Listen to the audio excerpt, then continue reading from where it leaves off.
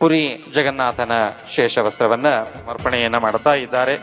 ಈ ವಸ್ತ್ರದ ಒಂದು ವೈಶಿಷ್ಟ್ಯ ಅತ್ಯದ್ಭುತವಾಗಿದೆ. ಅನೇಕ ಜನರಿಗೆ ಗೊತ್ತಿರ್ಲಿಕ್ಕಿಲ್ಲ. ಪುರಿ ಜಗನ್ನಾಥನಿಗೆ ವರ್ಷಕ್ಕೊಮ್ಮೆ ಜ್ವರ ಬರುತ್ತಂತೆ.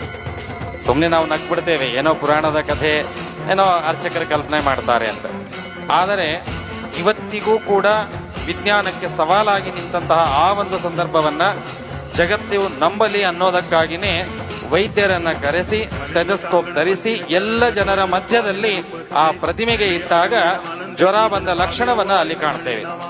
ಆವಾಗ ಆ ಒಂದು ಒದ್ದೆ ಬಟ್ಟೆಯನ್ನ ಹೇಗೆ ಜ್ವರ ಬಂದ ಹಾಕ್ತಾರಲ್ಲ, ಹಾಗೆ ಭಗವಂತನಿಗೆ ಅದನ್ನ ಸಮರ್ಪಣೆಯನ್ನ ಮಾಡಿ ಅದನ್ನ ಇಳಿಸುವ ರೀತಿ ನೀತಿಗಳು ಇವತ್ತು ಅಲ್ಲಿ ಕಾಣ್ತೇವೆ.